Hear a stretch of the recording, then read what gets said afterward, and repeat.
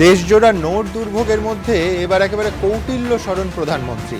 চাণক্য নীতি উদ্ধৃত করে বিঁধলেন আগের 2 দফার ইউপিএ সরকারকে।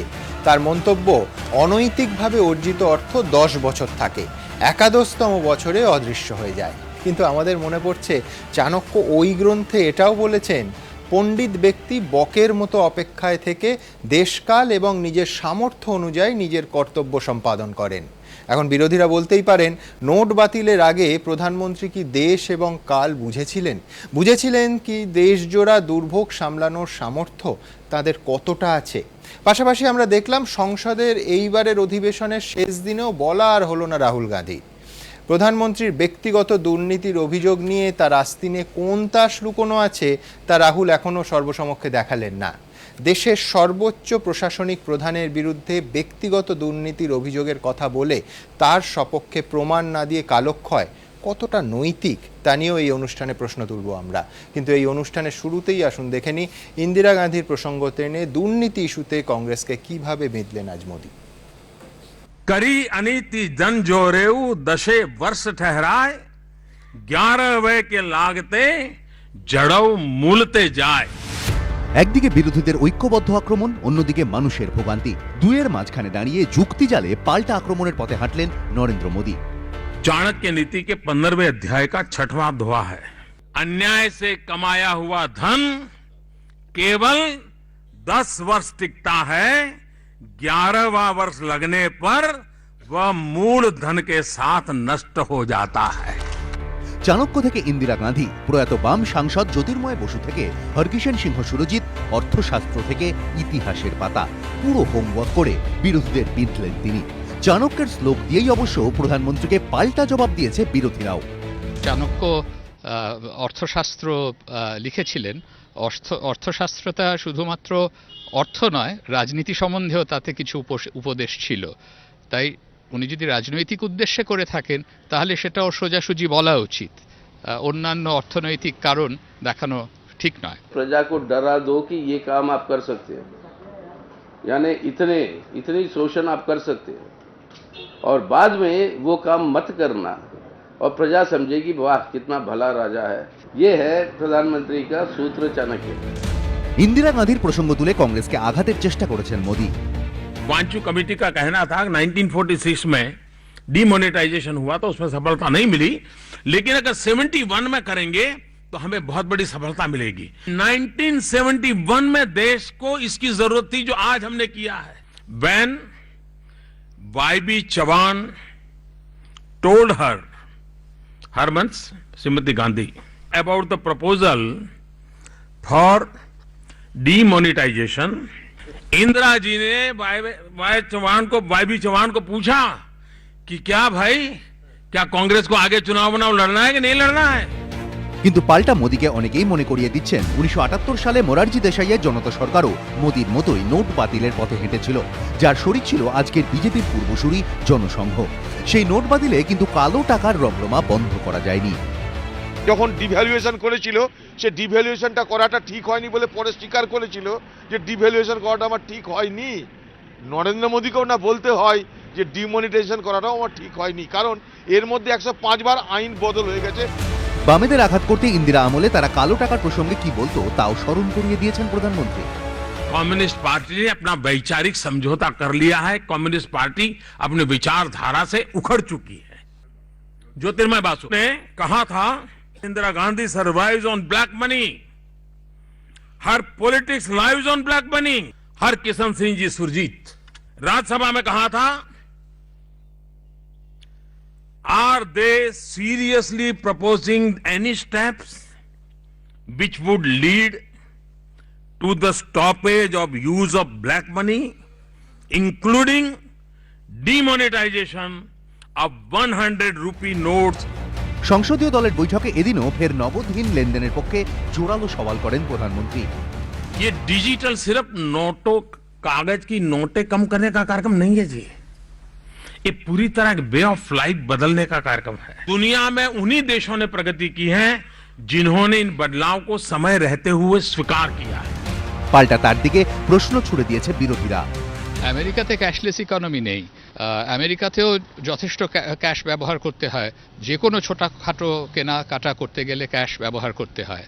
আর এইভাবে একটা ক্যাশলেস ইকোনমির দিকে একটা ফোর্সড মার্চ কখনো হতে পারে না। সংসদের অধিবেশন শেষ, এবার সামনে উত্তরপ্রদেশ ও পাঞ্জাবে বিধানসভা ভোট। মোদির কথা থেকে স্পষ্ট, এবার মানুষের মধ্যে গিয়ে নোট বাতিলের উপযোগিতা বোঝাতে হবে। তারই দিশা এদিন দলীয় সাংসদদের দিলেন তিনি। বিজেন্দ্র সিংহ, এবিপি আনন্দ, নয়াদিল্লি। পঙ্কজ রায়কে দিয়ে শুরু করব। পঙ্কজবাবু, ফর আ চেঞ্জ কমপ্লিমেন্ট যে প্রধানমন্ত্রী সত্যি নিজের অবস্থান পরিষ্কার করছেন, এটা দেশবাসী জানতে চাইছেন, কিন্তু উপায়টা কি? আপনি দলের সাংসদদের বৈঠকে নিজের কথা বললেন, সেই ভাষণ দূরদর্শনকে দিয়ে রেকর্ড করালেন, সেটা সম্প্রচার করালেন, এবং তার ডিউরেশন আমরা সবাই জানি 33 মিনিট 36 সেকেন্ড, আমি গুনেওছি। এই একই জিনিস সংসদে প্রধানমন্ত্রী বললেন না কেন? দেশের মানুষের সামনে একেবারে স্পষ্ট হতো না। সংসদে বলবার মতো পরিস্থিতি তৈরি হয়নি, সংসদকে অচল করে রাখা হয়েছে। প্রধানমন্ত্রী, আমি আপনাকে দুটো উদাহরণ দিচ্ছি। আপনি ঠিকই বলছেন, সংসদ তো অচল আমরা চোখের সামনে দেখতে পাচ্ছি। কালকের লোকসভা 12:12 থেকে 12:19, আজকের লোকসভা টিভির 11টা থেকে 11:05 আপনি যদি দেখেন, রাজ্যসভায় 11:05 থেকে 11:20, আপনি দেখবেন দুপক্ষই সমান দায়ী। এবং এটা আমি বলছি না, আজকে হামিদ আনসারি বলেছেন, রাজ্যসভার চেয়ারম্যান, কাল ডেপুটি চেয়ারম্যান বলেছিলেন, আপনাদের লৌহ পুরুষ লালকৃষ্ণ আদবানি বলছেন যে একবার নয় বারবার দুপক্ষই দায়ী। তো বিজেপি সাংসদরাও অচল করেছেন, শুধু কংগ্রেস বা বিরোধীদের ঘাড়ে দোষ চাপাবেন কেন? আমাদের মাননীয় রাষ্ট্রপতিও তাই বলেছেন যে সংসদকে সচল রাখা উচিত।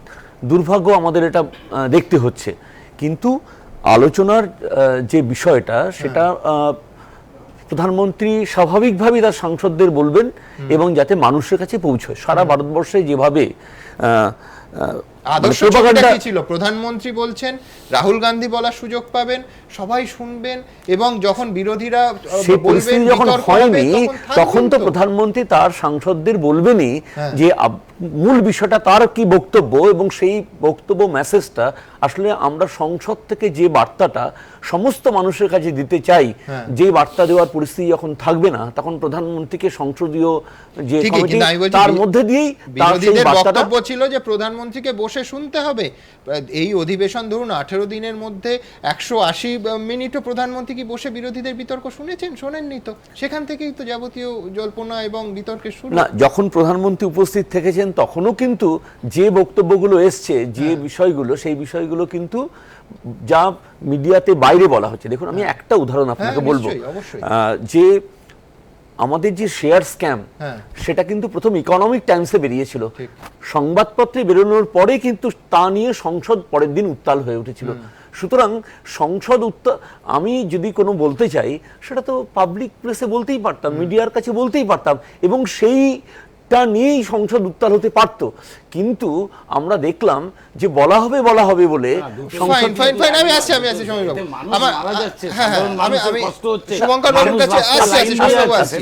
আমি শুভঙ্কর বাবুর কাছে আরেকটা প্রশ্ন রাখবো। আরেকটা দিক থেকে যদি আমি দেখি যে শেষ দুদিন রাহুল গান্ধী সত্যি বলার সুযোগ পাননি। আমি বলছি, অধিবেশনের বাইরে সাংবাদিক সম্মেলন করে স্পষ্ট ভাষায় বলছেন যে নরেন্দ্র মোদীর ব্যক্তিগত দুর্নীতির প্রমাণ তার হাতে আছে। আমি বলছি যে লোকে তো বলবে যে ব্ল্যাকমেলের রাজনীতি, কারণ যে সাংবাদিক সম্মেলন করে তিনি বলছেন, সেরকম একটি সাংবাদিক সম্মেলন করে প্রমাণ হাজির করছেন না কেন? আমি বলছি, আপনি তো এটা মানবেন যে ভারতের সর্বোচ্চ সাংবিধানিক পদ দেশের প্রধানমন্ত্রী, এটা খুব নৈতিক হচ্ছে নাকি যে ওনার বিরুদ্ধে আমার কাছে কুমিচ্ছানার মতো আমার কাছে প্রমাণ আছে, কিন্তু আমি দেখাবো না, আমি লোকসভায় বলবো? এখন তো অধিবেশন আর নেই, এখন প্রেস কনফারেন্স করলে আজকে বলতে পারে। আমি দুটো জিনিস বলি, সেটা হচ্ছে রাহুল গান্ধী কোন সময় এটা বলেছেন? দুদিন আগে বলেছেন।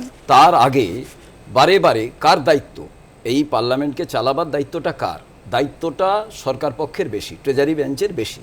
কারণ সরকার বিরোধী যারা, তারা তো অপোজ করবে, তারা বিষয়টাকে তুলে ধরবে, তারা কোনো সময় নাও চালানো দেওয়ার কথা তারা ভাবতে পারে। এবার রাহুল গান্ধী যে কথাটা, না নিশ্চয়ই আছে, আমি বলছি যে বেশি দায়িত্ব কিন্তু সরকার।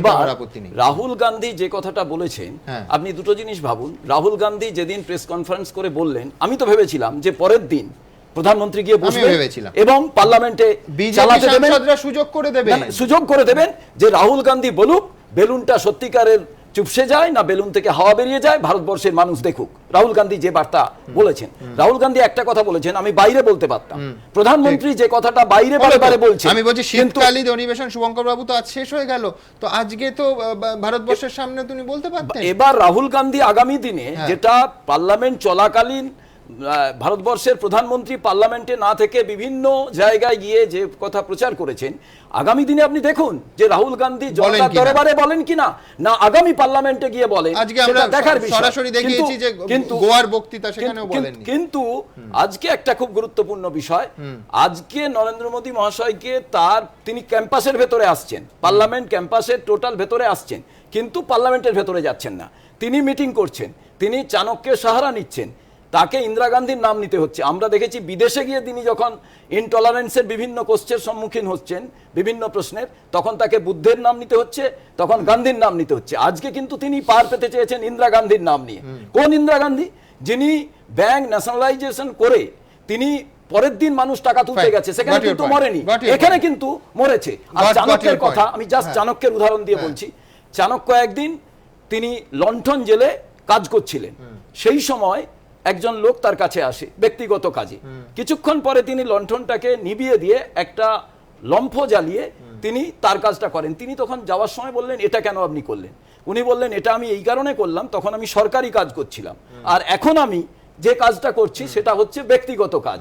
তো আজকে চাণক্যের উদ্ধৃতির সঙ্গে সঙ্গে আমি ওনাকে বলবো, ফকির প্রধানমন্ত্রী তার যে ইলেকশনের তিনি যে ডিক্লারেশন দিয়েছেন সেটার দিকে দেখুন, এবং তার সঙ্গে সঙ্গে দিনে কতবার দিনে কতবার জ্যাকেট বদলান, দিনে কতবার জ্যাকেট বদলান।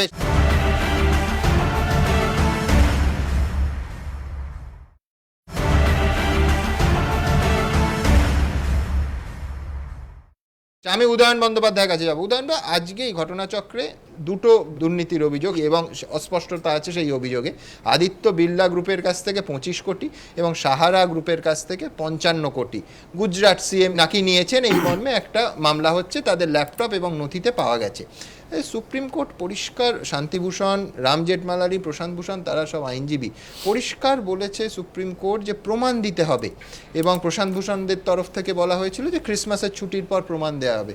সুপ্রিম কোর্টের মাননীয় বিচারপতি খরহার, তিনি পরবর্তী প্রধান বিচারপতি ডিক্লেয়ার হয়ে গেছে এখন, তিনি পরিষ্কার বলেছেন যে না, ক্রিসমাসের ছুটির পর না, প্রমাণ চাই। তার কারণ দেশের সর্বোচ্চ, তিনি বিরোধী দলনেতা হতে পারেন, এক্ষেত্রে তো সর্বোচ্চ প্রশাসনিক প্রধান, তার বিরুদ্ধে অভিযোগ করলে তো প্রমাণ নিয়ে করা উচিত, তাতে এত ডিলে হচ্ছে কেন? না, সেটা তো প্রমাণ নিয়ে করা উচিত। এবং সবচেয়ে বড় কথা হচ্ছে, আপনার আজকে সুপ্রিম কোর্ট দেখলাম আপনার ডিমনিটাইজেশনের ব্যাপারে একটা কনস্টিটিউশনাল বেঞ্চের কথাও বলেছে, এবং বেঞ্চ গঠন করে দিয়েছেন, এবং সেখানে কি রায় আসে আমরা দেখব, যেটা আদৌ করা যায় কিনা। আপনার মনে থাকবে গৌতম দেব 2011 নির্বাচনের আগে বারবার বলতেন যে এই তৃণমূলের সাংসদ চিঠি লিখেছেন, মুকুল রায়, মমতা বন্দ্যোপাধ্যায় জেলে যাবেন, কিন্তু কোনো প্রমাণ দেখাতেন না। তখন আমি বারবার বলেছি যে প্রমাণ দেখাতে হবে। হ্যাঁ, অবশ্যই প্রমাণ তো দরকারি। কারোর বিরুদ্ধে দুর্নীতির অভিযোগ করলে, বিশেষত ফিনান্সিয়াল কোনো করাপশন, 72 ঘন্টা আগে বলে দিলাম যে আমার কাছে ব্যক্তিগত দুর্নীতি প্রমাণ আছে, প্রমাণ করতেই হবে। হ্যাঁ, সেটা অবশ্যই। কিন্তু নরেন্দ্র মোদীর যেটা প্রবলেম হচ্ছে সেটা হচ্ছে, উনি যখন তখন যাকে তাকে কোট করছেন। কিছুদিন আগে দেখলাম জওহরলাল নেহরুকেও কোট করে বলছিলেন 14ই নভেম্বর। তো মুশকিল হচ্ছে, চাণক্যকে কোট করলে চাণক্যর অন্যগুলো মানতে হবে। যেমন চাণক্য বলেছিলেন যে স্বদেশে পূজ্যতে রাজা, বিদ্যান সর্বত্র পূজ্যতে। অর্থাৎ তিনি যদি নিজের কয়েকজন আরএসএস এর লোকেদের কথা না শুনে, তিনি যদি আজকে ইন্দিরা গান্ধীর কথা বলছেন, আজকে উনি জ্যোতির্ময় বসুর কথা বলছেন, হরকিষণ সিং সুরজিতের কথা বলছেন, খুব ভালো। এটা আমার মনে হয় বিরোধীদের মনোবলটাকে ভেঙে দেওয়ার জন্যই বলছেন। কিন্তু উনি যারা মানে ইন্টারন্যাশনালি রেকগনাইজড পণ্ডিত, যেমন অমর্ত্য সেনের কথা যদি শুনতেন, বা উনি যদি কৌশিক বাসুর কথা শুনতেন, বা এরকম অর্থনীতিবিদ যারা বলছেন সারা বিশ্বজুড়ে এই বিষয়টা নিয়ে, তাদের কথা তো উনি কোট করলেন না, এবং উনি কোথাও উল্লেখও করলেন না। এবং চাণক্য অবশ্যই এটা বলেছেন যে রাজনীতি করতে গেলে, স্বদেশে পূজ্যতে হতে গেলেও তার যেটা দরকার সেটা হচ্ছে মিত্র দরকার, ঠিক, বন্ধু দরকার। আজকে এমন একটা পদক্ষেপ নিয়েছেন প্রধানমন্ত্রী, যাতে তিনি, অবশ্যই অনেকে বলছেন, প্রথম দিকে বলছিলেন এটা খুব সাহসী পদক্ষেপ। সাহসী পদক্ষেপ ইন দ্য সেন্স যে তিনি তার নিজের যে ভোটার, ডাইরেক্টলি ভোটার, তার কনস্টিটুয়েন্সিকে তিনি ধাক্কা মেরেছেন। মিডিয়াম ট্রেডার্স, তাদেরকে তিনি ধাক্কা মেরেছেন। অর্থাৎ এটা সেই অর্থে একটা সেই অর্থে একটা সাহসী পদক্ষেপ, কিন্তু সেটা যদি সাকসেসফুল হয় এক কথা, কিন্তু সেটা যদি সাকসেসফুল না হয় তাহলে মুশকিল। কিন্তু আমি বলছি, আমি যদি টার্গেট করি আরো লার্জার, মানে উনি যে শুরু থেকে আপনি যদি বক্তৃতাগুলো অ্যানালিসিস করেন, তাহলে আরো লার্জার একটা গ্রুপকে আমি ধরতে চাইছি, যে আমি আর মিডল ক্লাস বা আপার মিডল ক্লাস ব্যবসায়ীদের নেতা নই, আমি গরিব মানুষের নেতা। না, মুশকিল হচ্ছে এইটা প্রথমে এসেছিল যে প্রধানমন্ত্রী বলেছিলেন যে এই বড় লোকরা ঘুমের বড়ি খাচ্ছে আর গরিব মানুষ হেসে ঘুরে বেড়াচ্ছে, কিন্তু পরে ক্রমশ ঘটনা যখন ঘটছে, হ্যাঁ, তখন উনি ক্যাশলেস ইকোনমির দিকে চলে যাচ্ছেন, এবং অর্থাৎ ওনার মূল যে টার্গেটটা ছিল সেটা সরে যাচ্ছে, এবং এর থেকে বোঝা যাচ্ছে যে ওনার যে পরিকল্পনা নিয়ে উনি এগিয়েছিলেন, সেই পরিকল্পনাটা কিন্তু ব্যর্থ হচ্ছে, এবং উনি মিত্র হারাচ্ছেন, এবং মিত্র হারালে রাজা কিন্তু হেরে যায়।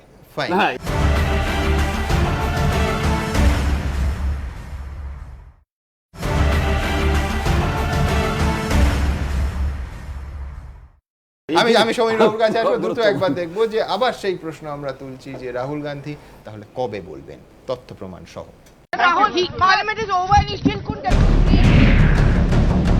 সংসদে শীতকালীন অধিবেশন শেষ, কিন্তু রাহুল বোমা ফাটল না। নরেন্দ্র মোদীর বিরুদ্ধে ব্যক্তিগত দুর্নীতির প্রমাণ আছে বলে দাবি করলেও সেই প্রমাণ এখনো প্রকাশ্যে আনতে পারলেন না কংগ্রেসের সহসভাপতি। কৃষক সমস্যা নিয়ে মোদীর সঙ্গে দেখা করলেন, রাষ্ট্রপতির কাছে দরবার করলেন, কিন্তু দুর্নীতির অভিযোগ নিয়ে একবারও মুখ খুললেন না দিনভর।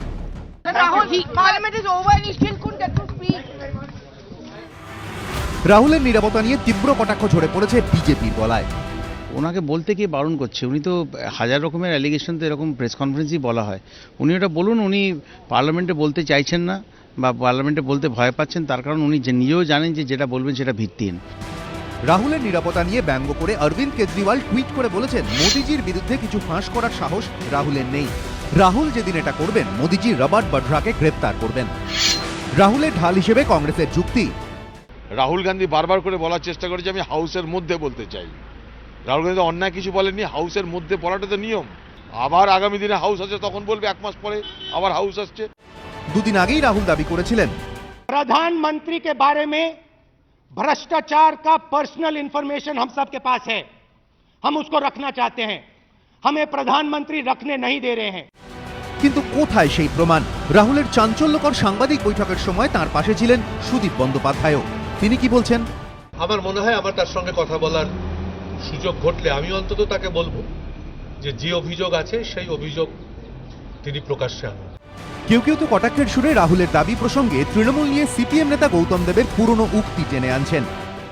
চেয়ারে বসে উনি কুপন পুড়িয়েছেন, যে তৃণমূলের নেতার বলার কথা তাকে দিয়ে আমি বলাবো, সে বলতে রাজি, সে রোজ আসছেন, আমাকে বলতে দিন। এই তৃণমূলের এমএলএ সেই কুপন যথাসময় পেশ করবে। রাহুলের সময় কবে হবে কেউ জানে না, কিন্তু মোদি বাইরে যথারীতি সরব। संसद में पारित कर करके प्रेस कॉन्फ्रेंस लेकर के पब्लिसिटी कमा करके राजनीति करते रहते हो।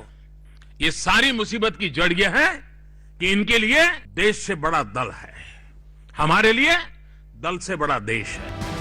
মোদি সংসদের বাইরে কংগ্রেসের বিরুদ্ধে মুখ খুলতে পারলে রাহুলের বাধা কোথায়? কংগ্রেস অবশ্য এ প্রশ্নের উত্তর দেওয়ার পরিবর্তে এক ঝাঁক বিরোধী নেতাদের সঙ্গে নিয়ে শুক্রবার রাষ্ট্রপতির কাছে যায়। অভিযোগ, সংসদে মোদি সরকার তাদের মুখ বন্ধ করে দিয়েছে। किसी भी फॉर्म में चर्चा हो और सदन चले, सारी चीजें हम सदन के सामने रखना चाहते थे, लेकिन सरकार वो उसको रोक दी। लोकतंत्र के हर उसूल को उन्होंने तोड़ा। এমনকি কৃষকদের ঋণ মকুবের দাবিতে রাহুল গান্ধী শুক্রবার নিজে নরেন্দ্র মোদীর সঙ্গে দেখাও করেন, কিন্তু তারপরও সব কথা বললেও দুর্নীতি অভিযোগ নিয়ে নীরব। प्रधानमंत्री जी ने कहा, उन्होंने बात एक्सेप्ट की कि किसान की जो सिचुएशन है गंभीर है, और कर्जा माफ के बारे में उन्होंने कुछ कहा नहीं, सुना। সূত্রের খবর, বেরিয়ে আসার সময় মোদি রাহুলকে বলেন, আমাদের মাঝে মাঝে এভাবে দেখা করা উচিত, আবার আসবেন। ফের মোদি রাহুল কবে সাক্ষাৎ হবে যেমন কেউ জানেন না, তেমন এটাও জানে না কবে রাহুল বোমা ফাটবে বা আদৌ ফাটবে কিনা। কটাক্ষের সুরে বলছেন অনেকে। বিজেন্দ্র সিংহ, এবিপি আনন্দ, নয়াদিল্লি। সমিতা, আমি আবার পুরনো প্রসঙ্গে, মানুষের অসুবিধার প্রসঙ্গে আসবো। 50 দিনে মিটবে প্রথমে শুনলাম, তারপরে শুনলাম 50 দিনের পরে মিটতে শুরু করবে। আজকের বক্তব্য শুনবেন যে ধীরে ধীরে ধীরে ধীরে, শুনলেই ভয় লাগে। তার কত, আমার রবীন্দ্রসঙ্গীত মনে পড়ছিল যে ধীরে ধীরে ধীরে উতল হাওয়া।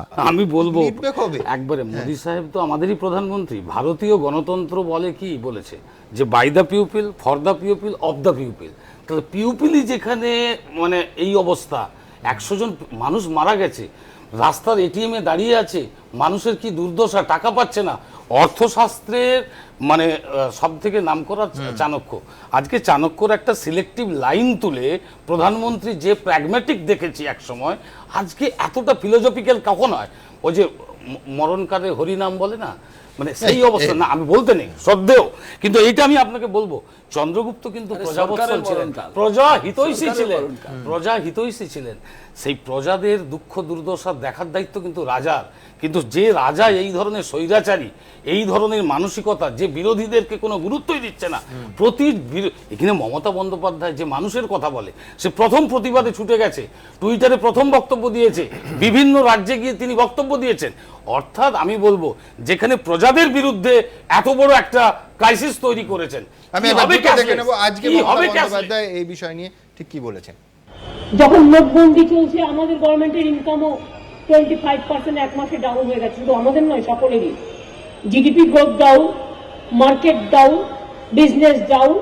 আমি যে লোকের জন্য খরচ করবো, টাকাটা কোথায় পাবো? এমনিতে 40,000 কোটি টাকা কেটে নেয়, তার উপরে আবার গোদের উপর বিস্ফোরা, আমরা যেটা বলি আর কি, এটা আর একটা প্রেশার, ডবল ধামাকা। আমরা যে কথা বলেছি ডে ওয়ান, এটাই একদিন খাঁটি হবে এবং এটা বড় কেলেঙ্কারি, বড় ভুল, এটা আগামী দিন প্রমাণ হয়ে যাবে। আপনাদের দেখাবো যে নিঃসন্দেহে গোটা দেশের মানুষ একটা ডেডলাইনের অপেক্ষায়, যে ঠিক কবে পরিস্থিতি 8ই নভেম্বরের আগের স্বাভাবিক পরিস্থিতির জায়গায় ফিরবে। অপেক্ষায় দেশবাসী। तारीख पर तारीख, तारीख पर तारीख, तारीख पर तारीख, तारीख पर तारीख मिलती रही है। নোট বাতিলের পর পরিস্থিতি কবে স্বাভাবিক হবে তা নিয়ে কি সরকারও একের পর এক নয়া তারিখই দাগিয়ে চলেছে? প্রধানমন্ত্রী বলেছিলেন, 50 दिन मेरी मदद करें। মোদীর অর্থমন্ত্রী অরুণ জেটলি আবার কিছুদিন আগে পরিস্থিতি স্বাভাবিক হওয়ার সময়সীমাটা বাড়িয়ে 2-3 সপ্তাহ করে দেন। इसमें टेक्नोलॉजी में समय लगता है 2 से 3 सप्ताह का, उसको रिकैलिब्रेट करने का। তখনই প্রশ্ন ওঠে, সঠিক কে বলছেন, প্রধানমন্ত্রী না অর্থমন্ত্রী? এরই মধ্যে যে মোদী 50 দিন পর সব স্বাভাবিক হবে বলেছিলেন, সেই তাঁর গলাতেই শোনা যায় আরেক ডেডলাইন। 50 दिन के बाद मैंने हिसाब किताब लगाया है, वो एकदम से धीरे धीरे धीरे धीरे करके पहले जैसी स्थिति की तरफ आगे बढ़ेगा। নোট বাতিলের 37 দিনের মাথায় আবার মোদীর অর্থ বিষয়ক সচিব শুনিয়েছেন পরিস্থিতি স্বাভাবিক হওয়ার নয়া সময়সীমা। Let's say by the end of the month, about at least 50% of the notes of the kind of notes which became 50% of the notes which were in circulation, which were actually in circulation, at least about 50% of that notes would have been supplied in another 10 to 15 days. শুক্রবার আবার নরেন্দ্র মোদীর নয়া প্রতিশ্রুতি। 50 दिन मुश्किल है, मुश्किलें बढ़ती जाएगी, लेकिन 50 दिन के बाद मुश्किलें कम होते होते होते स्थिति नॉर्मल होने में देर नहीं लगेगी। কিন্তু এই করতে করতে বেশ কয়েক সপ্তাহ কেটে গেল। শেষ পর্যন্ত পরিস্থিতি কবে স্বাভাবিক হবে? যে 2-3 সপ্তাহের কথা জেটলিরা বলছেন, সেই সপ্তাহটা আসবে কবে?